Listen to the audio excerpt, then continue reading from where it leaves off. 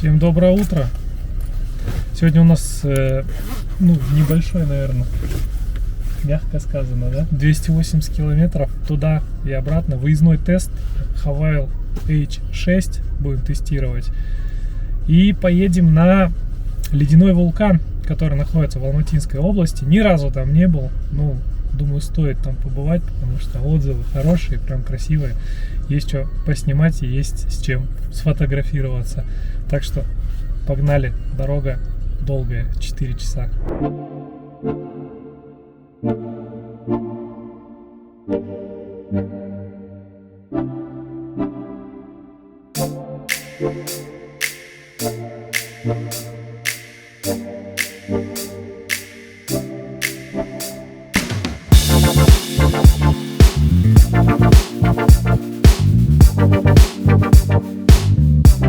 Дорога у нас в сторону Кегеня. Доедем до Кегеня, а потом направо. То есть все время по Кульжинской трассе прямо едем. Ну и где-нибудь остановимся. Надо что-нибудь перекусить взять. Все-таки дорога 4 часа где-то ехать.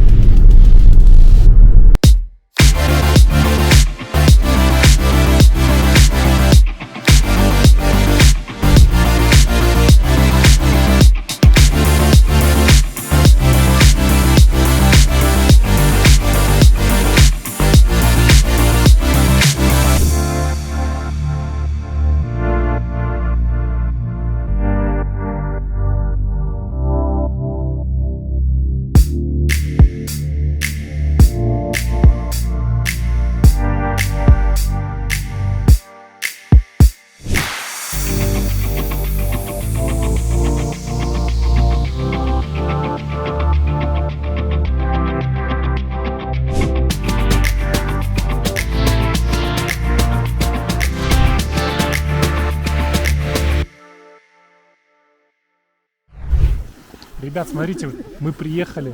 Это гейзер. По сути, это вода, которая бьет струей из-под земли и намерзают вот такие льдины вокруг. Вот. До сюда ехать 280 километров. Но я думаю, один раз это того стоило. Просто приехать сюда и галочку поставить, что мы здесь были. Пойдемте поближе посмотрим.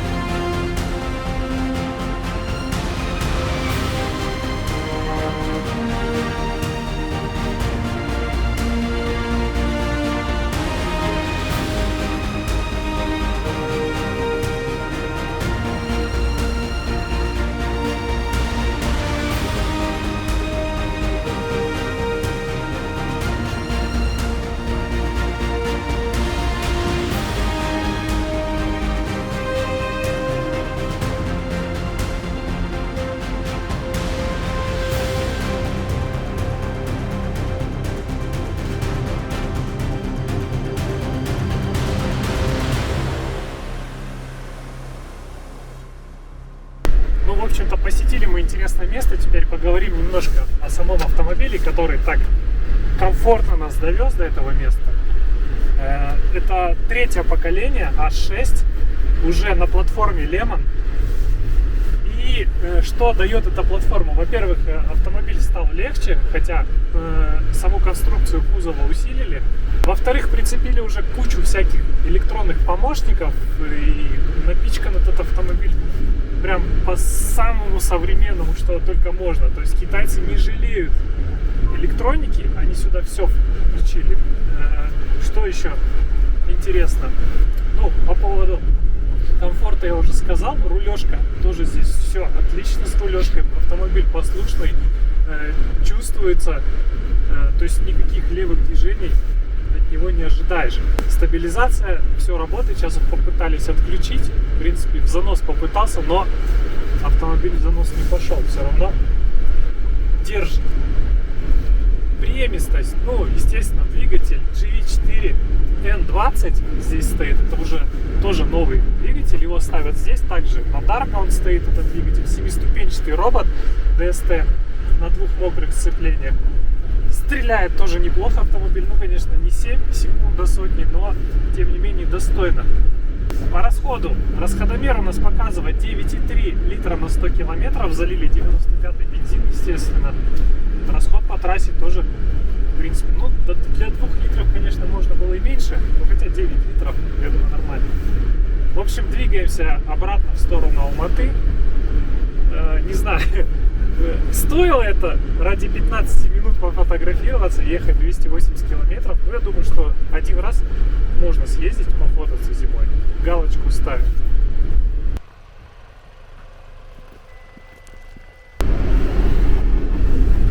С 2011 года, по-моему, этот автомобиль выпускается на территории Китая. В принципе, в России тоже первое и второе поколение было, это уже вот 3-е поколение. И в Китае это бестселлер был, потому что в 2016 году этих автомобилей продали аж 500 000 штук. Ну, еще могу сказать про GWC, да, компанию Great Wall. А так этот автомобиль изначально назывался, это Great Wall Hover 6 изначально, до того, как сам Havail стал отдельной уже организацией, подразделением от Great Wall. И потом, собственно, Havail уже начал выходить на внешний рынок, продаваться в других городах, точнее их странах. Также этот автомобиль собирается не только в Китае, он собирается, ну, крупноузловая сборка идет в Болгарии. Единственное, почему-то ценник там на 2 миллиона дороже, чем у нас. Здесь этот автомобиль начинается цена от 14 миллионов, в Болгарии от 16 миллионов. Самая простая комплектация.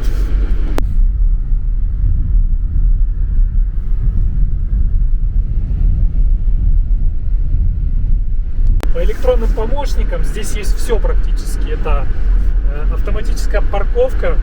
Автомобиль также видит, по-моему, последние 5 метров, если я не ошибаюсь. И при нажатии кнопочки он просто выйдет из парковочного места. Вот. Ну, слежение по полосам, впереди идущие автомобили, это уже как бы никого не удивишь этим, это есть на многих автомобилях. Ну и, соответственно, эти все электронные помощники очень помогают в вождении, то есть минимальный риск существует, что вы там врежетесь впереди идущий автомобиль. Также он начинает верещать, если сзади автомобиль слишком резко к вам приближается. Ну и сход с полос, потом поддержание скорости, система старт-стоп, автохолд, все здесь есть полностью напичкано, но это только в полной комплектации.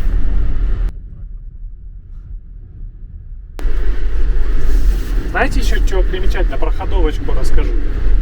Дорога здесь, ну, так себе. То есть, во-первых, это вот такие вот холмы, ямы и не очень хорошие, но подвесочка, ну, пару раз пробила, но там были прям хорошие такие кочки.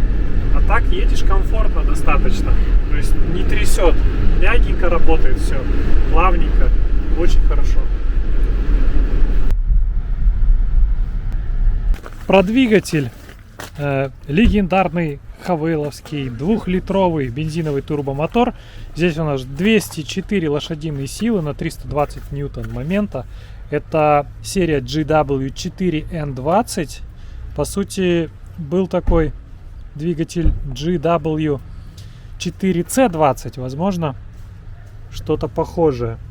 Вообще, этот двигатель вошел в топ-10 лучших двигателей по версии рейтинга China-Heart.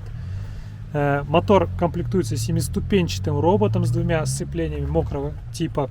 И привод может быть как передним, так и полным. Муфта Haldex передает до 50 момента крутящего на задние колеса.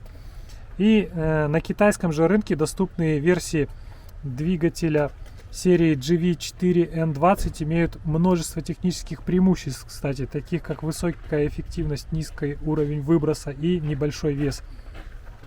Также комплектовался автомобиль двигателем 1,5 литров, бензиновый турбомотор на 169 лошадиных сил с крутящим моментом 285 ньютон-метров.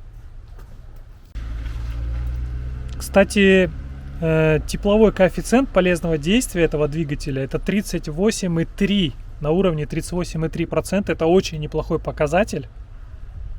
Ну и нужно сказать, что это чисто китайская разработка, то есть это не совместно ни с каким, ни с Volkswagen, ни еще с какими-то там немецкими или японскими производителями, потому что китайские товарищи, один блогер уже разбирали до болтов этот двигатель, ничего схожего с AE38 там нету, то есть это чисто вот китайская разработка, это прям хороший плюс.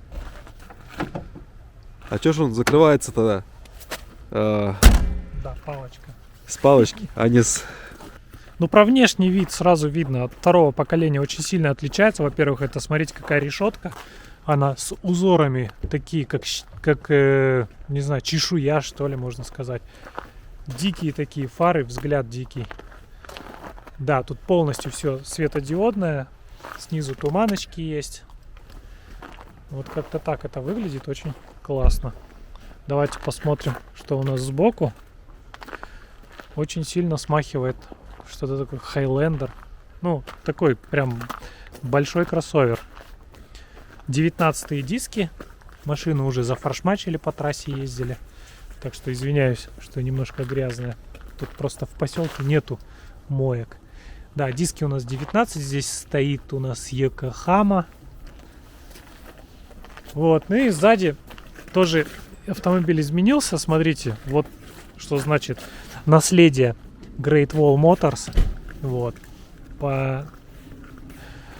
Ну, ребята-то потом уже отдельно сделали Havail как отдельное подразделение, но изначально это Great Wall Motors. О чем говорит вот этот шильдик, собственно. Ну и по задним фонарям у нас идет светодиоды полностью, и есть вот такая перемычка, которая очень классно ночью смотрится. Сейчас можно даже включить. Давай включим, покажем. Выглядит прям феерично.